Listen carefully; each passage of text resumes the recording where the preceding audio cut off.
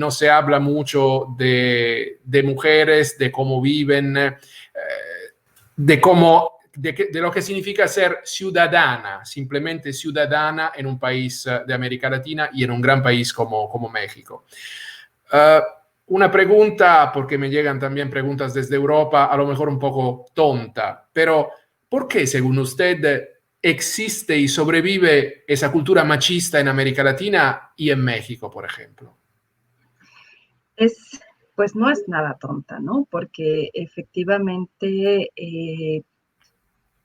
el sistema patriarcal, que creo que no es solo en Latinoamérica, es algo que permanece en toda la humanidad, tiene un arraigo particular en Latinoamérica que deriva de esta cultura de supremacía varonil por encima de las mujeres o por encima de todo aquello que es diferente, ¿no? Que se ha venido además reciclando, que se ha venido recrudeciendo, ¿no? Por distintas vías, sobre todo las institucionales, ¿no? La familia tradicional, la familia con roles muy específicos, ¿no? Que hasta nuestros días permanece en nuestro país, ese retraso en el reconocimiento de derechos como sujetas de derechos a las mujeres, también ese retraso en haber obtenido la ciudadanía con el ejercicio del voto, y eso se refuerza además con los medios de comunicación, que particularmente en México ha habido una construcción sociocultural muy fuerte hacia lo que significa el varón, ¿no? El macho, el galán, el mujeriego, el borracho, el golpeador, ¿no? Hay una valoración que la sociedad le da a este tipo de perfiles, ¿no? Y también el valor que se le da a la mujer madre, abnegada, sumisa, obediente, que sufre, ¿no? Que se refuerza desde las familias, las instituciones públicas, las iglesias, no se diga, ¿no? Y los medios de comunicación. Señora, se habla mucho de México, pero se conoce muy poco de este país. ¿Qué avances concretos en legislación tiene México en relación, por ejemplo, con los derechos de las mujeres? ¿Y cómo lograr que esos avances no se queden letra muerta?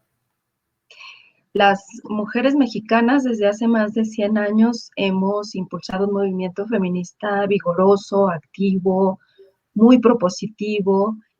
Logramos casi de las primeras el reconocimiento del divorcio en las leyes de familia.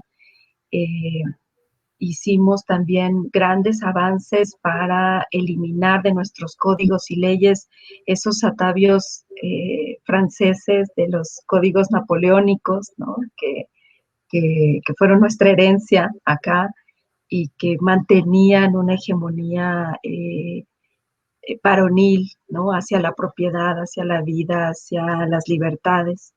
Y hemos alcanzado leyes muy importantes. Tenemos ya 20 años con una ley general de acceso a una vida libre de violencia para las mujeres, que no solo en la región, sino a nivel global, tiene un marco jurídico impresionante con medidas especiales, con alerta de género, con obligaciones a toda el gobierno, ¿no? Ejecutivo, legislativo y judicial. Es una ley de muy alto aliento, ¿no? Sin embargo, a 20 años, lo que decimos las feministas es que nos están quedando a deber, ¿no? Y que hemos fracasado rotundamente en la implementación. Nuestras leyes, que son desde la Constitución, desde Pero las leyes de familia. por falta de voluntad. Ha habido falta de voluntad de los gobiernos, ¿no? Ha habido simulación de los gobiernos en donde se aprueba la ley, se crean las instituciones, pero nunca se destina presupuesto. Entonces hemos venido sexenio tras sexenio regateando siempre los presupuestos suficientes, etiquetados, inamovibles, para garantizar que efectivamente esas leyes se implementen en políticas públicas efectivas. Y es ahí donde el gobierno tiene una deuda altísima con las mujeres. ¿Y cómo es posible, según usted, armonizar la lucha por la equidad de género y la lucha por la equidad? Es decir, ¿es posible distinguir una lucha auténtica de una mera propaganda, de mero populismo? Porque uno de los problemas, entre comillas, es que las mujeres son ciudadanas y votan. Entonces, durante una campaña electoral siempre se buscan los votos de las mujeres. Después, una vez que la campaña se acaba, se olvidan de estas personas. Entonces, quería saber usted qué puede decirme al respecto. Sobre todo, lo dices muy bien, ¿no? De gobiernos de izquierda o de centro izquierda, o que dicen que son de izquierda, como muchos de los que tenemos en Latinoamérica, el tema de la igualdad de las mujeres ha sido un tema secundario, ¿no? Yo creo que desde los 60, 70, la izquierda en la región ha despreciado el tema de género, de perspectiva de género y de acceso igualitario a oportunidades para las mujeres. Hablando de pobreza, de marginación, de desempleo, de hambre, de violencia como la que vivimos en la región, nuestros gobernantes, claro que hablan de igualdad, pero la igualdad que incluye a todas y todos, ¿no? Sin la especificidad de caso por caso y sin reconocer que más de la mitad de la población en esta región sostenemos la vida de nuestros países, ¿no? Entonces, ni siquiera llegamos a ser un tema demagógico, es un tema que casi no se nombra por nombrar las otras circunstancias para alcanzar la igualdad, ¿no? ¿Cómo explicar este tope de vidrio, vamos, contra las mujeres en el acceso a altos cargos en empresas, puestos de trabajo, en los sectores público y privado? Fíjate que es una explicación bastante sencilla, pero bastante difícil de evidenciar como abiertamente, ¿no? La sobrecarga de trabajo que recae en los hombros de las mujeres es impresionante, ¿no? En las estadísticas, por ejemplo, del uso de tiempo libre, las estadísticas de empleo, las estadísticas salariales, siempre las mujeres tenemos un tercio menos de salario por igual trabajo. Siempre las mujeres tenemos 2/3 más de trabajo dedicado al cuidado del hogar o de otras personas con respecto a los varones, ¿no? Siempre esta carga del trabajo doméstico no remunerado, ¿no? Y de cuidado y mental de lo que implica la organización de la vida doméstica, hoy en día sigue recayendo en las mujeres en un alto porcentaje. Eso limita las posibilidades de mayor preparación, de mayor disposición a alcanzar puestos de mayor responsabilidad. Yo trabajé mucho con el ejército en nuestro país, en la formación en derechos humanos. Y pese a que tenemos una ley de paridad en México, en donde todas las instituciones deben garantizar al menos un 30% de un sexo en todas sus instancias, ¿no? En todos sus niveles. Algo que mencionaban, por ejemplo, en el caso de los jueces militares, ¿no? Que no habían podido, por más convocatorias específicas que habrían para mujeres, no habían logrado que mujeres postularan a los cargos de jueces. Y tiene que ver con este imaginario colectivo social que tenemos de la capacidad de las mujeres, de la disposición plena, que si te dicen que te tienes que quedar hasta las 11 de la noche, las mujeres se queden a las 11 de la noche, sin reconocer el tema de inseguridad para las mujeres en todos los espacios públicos y privados, ¿no? La violencia que se vive contra las mujeres de todas las clases sociales y de todos los niveles de preparación, ¿no? Y que eso impacta en que las mujeres efectivamente puedan salir de sus hogares y pretender alcanzar puestos ejecutivos o directivos o de mando o de mayor responsabilidad, ¿no? Porque está por un lado la sobrecarga del trabajo doméstico y por el otro lado la violencia cotidiana, el acoso callejero, la violencia, el riesgo, ¿no? El mayor riesgo que tenemos las mujeres de andar en tu coche a la medianoche, por ejemplo, ¿no? Y también el machismo en las casas, ¿no? El cómo un hombre va a vivir con una mujer que tiene un cargo mayor que el que él ostenta, por ejemplo, ¿no? Entonces, ese tipo de cosas que son muy culturales, pero que son también muy cotidianas y muy palpables, es lo que pone ese techo de cristal. Y que no son solo mexicanas, le digo que No, pasa también en Europa. Y según usted, ¿cómo es exacto. posible evitar la dependencia material? Lo entiendo, pero evitar la dependencia emocional. Es que tiene que ver con toda esta deconstrucción de valores, ¿no? Que tenemos asignados hombres y mujeres, pues por los roles que nos impone la sociedad, ya sea explícita o implícitamente, ¿no?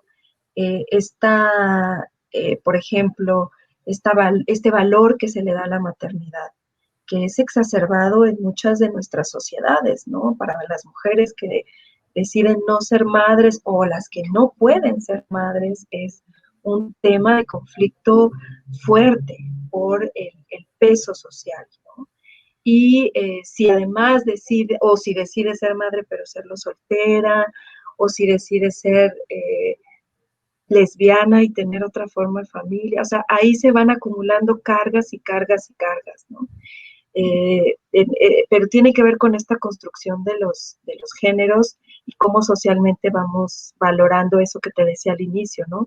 Cómo en las mujeres se valora el sufrimiento, la abnegación, el que des todo por tus hijos, y si no cumples con eso, entonces pierdes todo valor social, ¿no? Y eres también marginada, rechazada, estigmatizada, y en muchos casos en nuestra región criminalizada, y está el caso del aborto. En nuestros países hay mujeres que están purgando condenas de 35 años de prisión por haber accedido a un aborto cuando hay una legislación restrictiva. Entonces, ahí ves palpablemente En ese sentido, carga. ha cambiado algo en México en tema, por ejemplo, la legislación del aborto, de la interrupción del embarazo. Ha cambiado, pero en México somos 32 entidades federativas y solo ha cambiado en 2, en la Ciudad de México y en el estado de Oaxaca el año pasado. Entonces tienes a las otras 30 entidades federativas que representan el 90% del territorio nacional que siguen teniendo legislación restrictiva, menos restrictiva que Centroamérica, porque en México tenemos causales, por ejemplo, en todo el país se permite el aborto por violación, se permite, pero de que se permita que se acceda y se garantice, estamos en problemas, ¿no? La realidad es un poco como en los Estados Unidos, es decir, en un estado de México no está permitido, pero puedes ir, si tienes los medios, a otro estado y realizarlo allá. Así es. Sí, eso es posible, aunque los estados tienen la obligación que al menos en las causales que permite su legislación deberían garantizarlo, ¿no? Cada vez se van judicializando más y más y más casos y vamos logrando que más estados vayan cumpliendo con su obligación, pero eso varía cada periodo electoral, ¿no? Que cambia un gobierno y entonces puedes tener un gobierno un poco más abierto o más cerrado, ¿no? Para Entonces es educar, una lucha. señora, para educar a las niñas y a las personas en general, ¿Hay un límite para que efectivamente el sexo no sea consensual y que se considere, por ejemplo, una violación? Incluso si no hay violencia, pero si la niña tiene 12, 13, 14 años. Más o menos en las 32 legislaciones son los 12 años. Menores de 12 años siempre va a ser violación. En algunas ¿Y entidades está es de acuerdo 14. usted con esta edad? Sí, sí, sí, sí. No tendría que ser, no, porque lo digo como europeo, para mí una niña de 12 años es todavía una niña, entonces por eso le digo, para mí es un poco. choque, sí, es increíble, 12 años para mí nunca pensaría que una niña pueda tener una relación sexual. Eso es lo que nosotras también sostenemos, ¿no? Sobre todo porque CLADEM trabaja en la región para eliminar el embarazo infantil forzado, que está demostrado por un estudio que hicimos a nivel regional, que los embarazos en niñas menores de 15 años están solapando una violencia sexual, ¿no? En el gran porcentaje de los casos. Incluso en México también, a raíz del 2013, que tenemos una estrategia nacional de prevención del embarazo en adolescentes, se ha documentado muy claramente que en menores de 15, la mayoría de las veces, la diferencia de edad entre la adolescente o niña y el progenitor es de más de 10 años. Cuando son relaciones entre pares con una edad diferente de 3 a 5 años, es posible hablar de una relación consensual. Es posible entre a partir de los 12 a los 18, digamos, ¿no? Sin embargo, cuando hay una disparidad de edad tan grande, de arriba de 10 años, estamos hablando de coerción, de presión o de violencia incluso, ¿no? Tristemente en nuestro país, aunque está prohibido el matrimonio infantil, lo que sí tenemos con una muy alta prevalencia son las uniones infantiles forzadas, donde las familias, por una cuestión de pobreza, por una cuestión social, por una cuestión de costumbre, entregan a niñas o adolescentes a adultos muy mayores para vivir en pareja, ¿no? Entonces encontramos en muchos lugares, no solo indígenas, sino sobre todo urbanos de muy alta marginación, este tipo de transacciones un poco para la sobrevivencia familiar, que impactan en la violación de derechos a las niñas y adolescentes. Es decir, venden las familias, en práctica, venden las niñas a hombres adultos, vamos, mayores. Sí, sí, era una práctica que estábamos viendo muy disminuida en comunidades indígenas como parte de sus usos y costumbres, ¿no? Donde se cambiaba una niña por una vaca, por ejemplo. Y ahí se hizo mucho trabajo sociocultural de las propias líderes indígenas para transformar esa realidad. Pero lo que hoy estamos viendo es una prevalencia no solo en esas comunidades, sino incluso en zonas urbanas, incluso en zonas donde hay un alto impacto de las redes de crimen organizado. Señora, hablando de esto, yo sé que en Centroamérica muchas mujeres se ven obligadas a trabajar para los carteles de la droga. ¿Cómo está la situación? ¿Cómo es la situación en México? Yo creo que es muy similar a la que ocurre en Centroamérica, agravada incluso por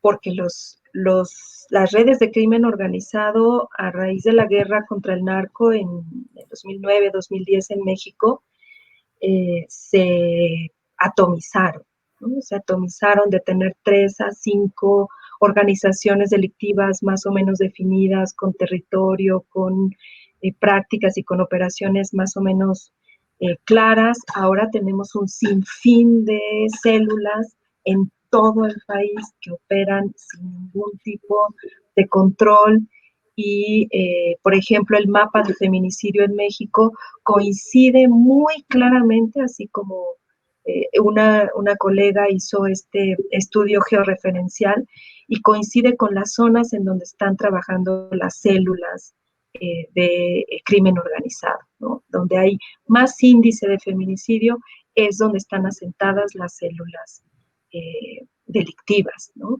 Y se cruza no solo el tráfico de drogas, sino el tráfico de personas, en el caso del robo de combustible, una serie de delitos diversos que creo que incluso son mucho más graves que lo que ocurre en Centroamérica. En Centroamérica porque lo vemos como focalizado, pero acá está disperso en todo el territorio nacional. Bueno, además que México es prácticamente grande como Europa casi, por eso entiendo también que es un mundo aparte casi. ¿Y cuál es la posición del gobierno de López Obrador al respecto? Por ejemplo, ¿han cambiado algunas cosas o más o menos los problemas quedan iguales? Ha cambiado la perspectiva de atención al tema de la seguridad, ¿no? Se está optando por una política asistencial y de tratar de arrancar de las garras del crimen a jóvenes, sobre todo, que son quienes fácilmente eran o son todavía reclutados por el crimen organizado, hombres y mujeres. No en igualdad de proporción, pero sí hay una gran cantidad de mujeres que forman parte de las filas. Y lo que ha estado haciendo el gobierno es traerlos con becas, con apoyos económicos directos, ¿no? Que no pueden competir con lo que el crimen organizado les ofrece a estas niñas, niños, adolescentes y jóvenes, ¿no? Entonces, es una buena idea, pero es difícil que logre en un mediano plazo cumplir con su objetivo. El tema de garantizar mayores y mejores empleos es otra manera. Sin embargo, con esta crisis de la pandemia vemos que eso tampoco va a ser sencillo y que el crimen organizado sigue teniendo la demanda, ¿no? de los productos con los que comercia. Por ejemplo, vimos que se incrementó altísimo la pornografía producida en México, los espacios virtuales de intercambio de pornografía, también las autoridades han dado esos datos en este periodo de pandemia, ¿no? Y el tema de la droga, bueno, ha mantenido su circuito de comercio, ¿no? Entonces, es difícil que con la política que el gobierno ha estado implementando logre remontar. Se pensó que íbamos también a ver una disminución de conflictividad social contra los cárteles al eliminar esta política de guerra que tenían gobiernos anteriores.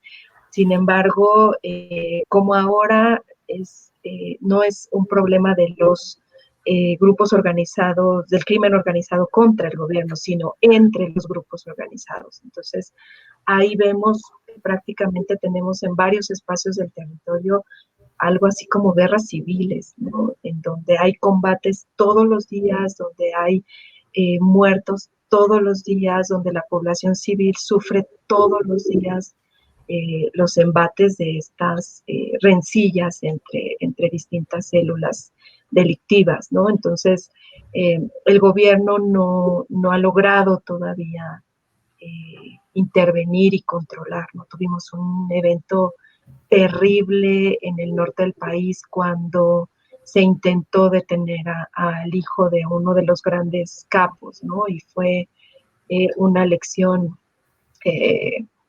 muy triste para el gobierno de México, ¿no? Porque tuvo que irse en retirada ante la amenaza de los grupos de atacar a la población civil. Entonces, no la tiene sencilla, parece que tiene muy buena intención, sin embargo, también mantiene una vena bélica, ¿no? Pensamos que se iba a remontar la ley de Guardia Civil, que militariza la seguridad pública, y eso no ocurrió. Muchas y muchos defensores de derechos humanos teníamos esa expectativa de este gobierno, y al contrario, se mantiene la Guardia Civil, que es el ejército, en las calles haciendo trabajo de policía, ¿no? Entonces, eso es muy riesgoso y muy riesgoso por lo que ya hemos visto en el país de violación a derechos humanos de parte de las Fuerzas Armadas. Tenemos mucha evidencia de que esa estrategia no funciona. Entre los dramas, porque desafortunadamente no solo es un solo drama, es enorme. México se conoce bastante bien la historia de Ciudad Juárez, porque Hollywood ha hecho películas, porque han hecho reportajes en el mundo.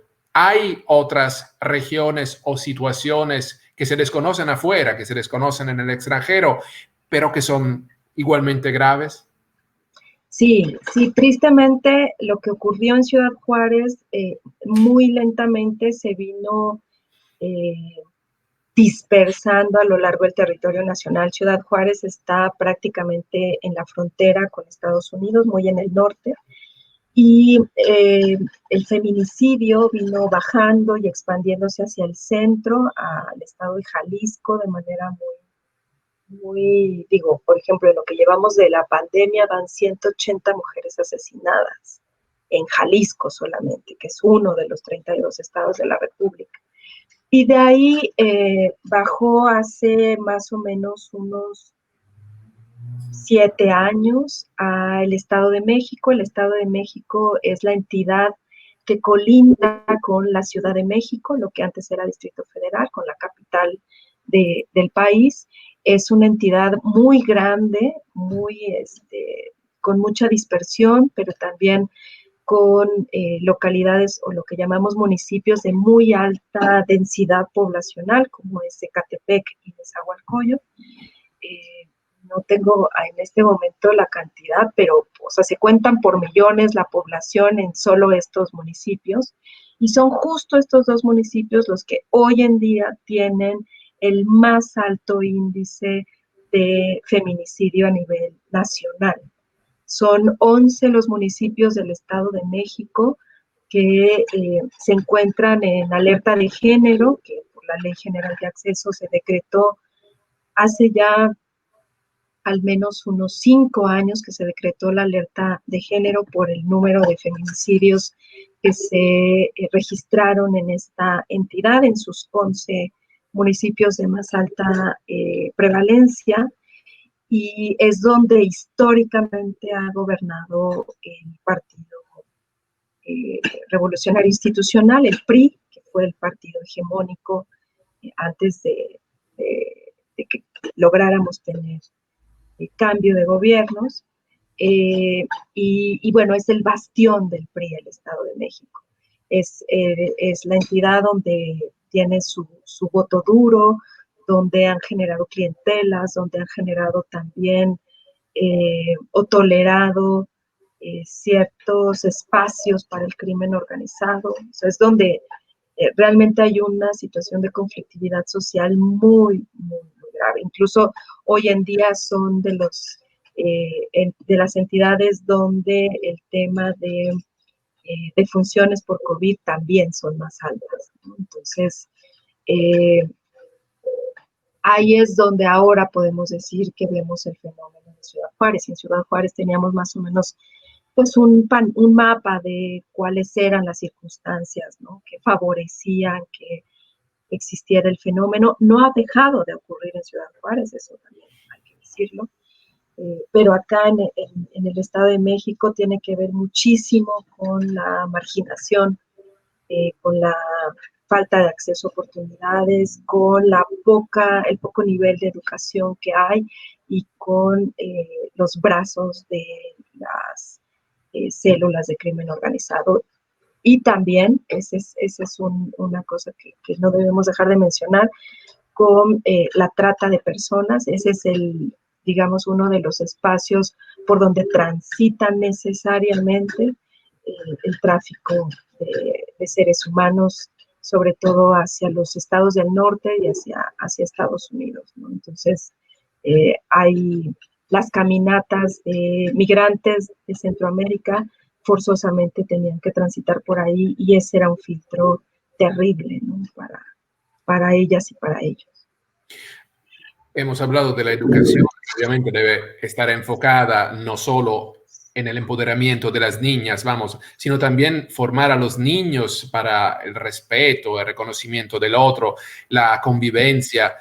Está cambiando algo incluso por el hecho que los niños hoy, hombres y mujeres, tienen más acceso a Internet, a la información en general, o más o menos, desafortunadamente, las cosas se siguen iguales. Tenemos cambios muy ligeros y poco sostenibles. Hemos logrado, desde que México firmó el Consenso de Montevideo en el ámbito de la Conferencia Regional de Población y Desarrollo, que se incorporara la educación integral en sexualidad, y dentro de esta la perspectiva de género y el derecho a la igualdad y a ser educados sin estereotipos y demás. Sin embargo, desde el 2013 que México es parte de este acuerdo internacional, el gobierno mexicano, en sus distintas particularidades, ha hecho intentos, pero no ha logrado consolidar una política educativa libre de sexismo, ¿no? Y señora, ¿tenéis problemas también, por ejemplo, con las iglesias evangélicas o con algunas partes de la sociedad que están en contra de una educación sexual en las escuelas? Sí, es una batalla sumamente fuerte, porque justo cuando el gobierno intenta hacer algo para cumplir con esa obligación internacional, inmediatamente tienes la respuesta de estos grupos de "con mis hijos no te metas", ¿no? Que están en toda Latinoamérica y el Caribe sumamente fuertes. Tienen un bastión importante en México, sobre todo en el norte de México, con muchísimos recursos de fundaciones desde Estados Unidos, ¿no? Y entonces, bueno, Señora, perdone, ¿por qué? Es decir, ¿por qué este interés de entidades de Estados Unidos en por qué esta injerencia en la política reproductiva, por ejemplo, americana? ¿Es solo ideología o hay algo detrás? es mucho ideología, pero también es el mantener un status quo que les permita a ciertos factores de poder, sobre todo grupos empresariales, porque son los que financian a estas fundaciones, ¿no? Encontramos que, por ejemplo, hay magnates, ¿no?, de Estados Unidos y también mexicanos, ¿no?, que dan bastante recurso para que estas organizaciones cuenten con todo para implementar estas políticas de choque, ¿no?, y de resistencia. Han permeado mucho en las legislaturas también en nuestro país, ¿no? Menos que en Brasil, por ejemplo, donde están invadidos de grupos pentecostales, ¿no? Pero y por ejemplo, una cosa que en nuestro país tuvimos es que el actual presidente de la República hizo una alianza con un partido evangélico para llegar a la presidencia. No Y quería decirlo yo. Gracias por haberlo dicho usted. eso ha sido un costo altísimo para la lucha por los derechos de las mujeres, de la diversidad sexual, de las niñas y los niños. Hoy estamos discutiendo algo que era inimaginable, que se permitiera que los padres puedan limitar el tipo de información que se da en las escuelas, cuando México ha sido por tradición un país laico, ¿no?, donde está separada, al menos formalmente, la Iglesia del Estado, y donde no se ha permitido la invasión de la ideología para temas educativos, ¿no? O sea, cuando yo veía que eso pasaba en España, dije, ay, eso jamás va a ocurrir en México. Está ocurriendo, hoy en día están impulsando estas leyes que les llaman PIN parental, para limitar el acceso, limitar los planes de estudio y el acceso de niñas y niños a ciertos contenidos educativos. Se logró parar en Nuevo León, que es una de las entidades donde se propuso la semana pasada, pero hoy lo tenemos ya propuesto en otra entidad y mañana lo vamos a tener en otra entidad. O sea, es una intentona muy fuerte, porque estas organizaciones antiderechos han invadido los ámbitos legislativos en nuestro país. Entonces, en el Congreso Federal, por ejemplo, no hemos logrado avanzar una reforma al Código Penal nacional para ya eliminar la legislación estatal que despenalice el aborto, por ejemplo, ¿no? Porque ese grupito de legisladores evangélicos son suficientes para impedir que eso avance. Un grupo de presión, tengo la impresión que no tiene jaulas ideológicas, es decir, no le importa ser de derecha, de izquierda, importa solo el resultado, ¿no? El blanco. ¿Existe algo al otro lado? Es decir, existen, por ejemplo, miembros de diferentes partidos, sobre todo si fueran mujeres, que quieren cambiar las cosas desde porque creen que no, que simplemente que no es justo, no importa ser de un partido de derecha, de izquierda, conservador, progresista, existen agrupaciones de diputados que están intentando cambiar las cosas a pesar de las diferencias ideológicas.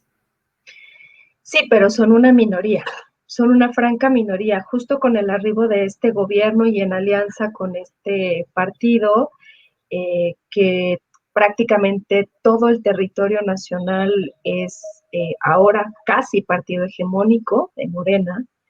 Las legislaturas también, en donde ganó un gobernador de ese partido, las legislaturas prácticamente son mayoría de ese partido con su alianza, que perdió el registro esta alianza del Partido Evangélico, no lograron tener el porcentaje suficiente en las elecciones y perdieron el registro. Hoy están peleando por recuperar ese registro. Entonces esos legisladores quedaron un poco a la deriva, ¿no? Hacer lo que quieran, sin tener que obedecer a ningún partido.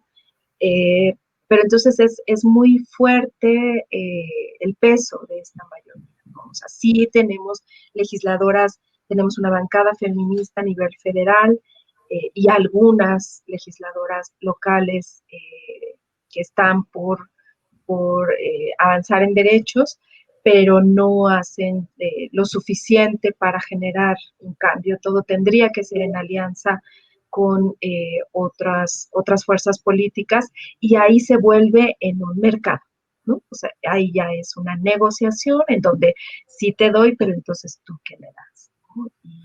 Y existe la posibilidad de una presión internacional, porque cuando se habla de un enemigo exterior, entiendo que la comunidad internacional puede pelear en favor o en contra.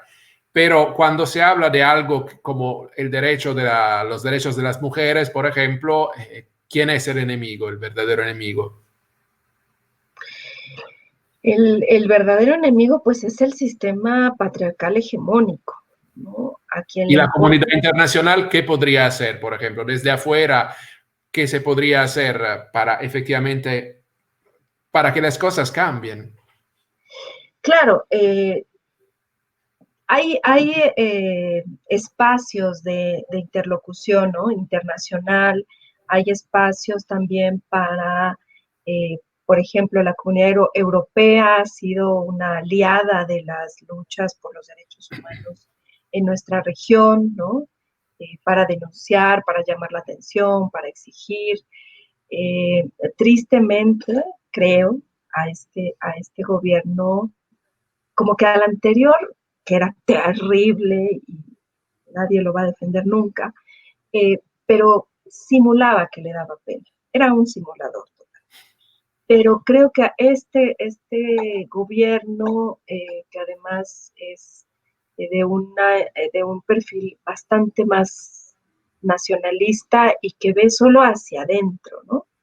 Como que está muy ajeno de lo que pase afuera, ¿no? Entonces, aunque tenemos un muy buen secretario de Relaciones Exteriores y que mantiene buenas relaciones con la comunidad internacional y tiene un poco más de perspectiva internacional, al presidente no mucho le hace lo que se diga afuera, ¿no? Entonces, lo que nos queda pues es acudir a los mecanismos que tenemos tanto en el sistema interamericano como en en el Sistema Universal de Derechos Humanos, pedir apoyo a parlamentarios europeos, de pronto cuando tenemos una situación grave de llamar la atención, hacemos ese tipo de gestiones y ya sea que nos vayamos por la parte jurisdiccional de los mecanismos internacionales de protección o por la presión política, ¿no? Que yo, honestamente, puede ser que alguien difiera, pero yo creo que en este gobierno es un poco más difícil que la presión política sea suficiente. Y las leyes están hechas por los hombres y obviamente están escritas por los hombres. ¿Usted cree que la justicia, los jueces están cambiando un poco la manera de ver, por ejemplo, el problema de la violencia doméstica, de la violación, o las cosas siguen iguales? Hemos tenido cambios. Efectivamente, las feministas no hemos dejado de intentar en todos los ámbitos. Hemos trabajado ya desde hace más de 10 años un protocolo para juzgar con perspectiva de género. Hemos capacitado incansablemente a jueces de todas las jurisdicciones y todos los niveles. Hoy tenemos, me parece, una Suprema Corte bastante progresista, un presidente comprometido con la causa de las mujeres, comprometido con la limpieza del Poder Judicial también, con eliminar la corrupción, con sancionar las malas prácticas. O sea, creo que tenemos un escenario un poco mejor y también hemos sembrado bastante. Sin embargo, todavía no estamos en tiempo de cosechar, todavía no logramos tener un verdadero acceso a la justicia, ni tampoco una justicia con perspectiva de género. Apenas a inicios de este año tuvimos casos que simbraron el país, que ocasionaron una movilización de mujeres rabiosas que salimos a la calle a destruirlo y quemarlo todo, ¿no? A pintar monumentos, a lanzar pintura a los funcionarios, a los policías. Estábamos realmente molestas porque por una actuación judicial una mujer perdió la vida. De una manera absurda, de una manera, o sea, irracional, ¿no? Entonces, por eso es que pensamos que todavía no podemos cosechar esta estructura de pensamiento, pese a las leyes, pese a las políticas, pese a la formación, es difícil de remontar, ¿no? Difícil de movilizar. Yo he trabajado mucho con jueces, sí veo que hay una reflexión, que hay también ya,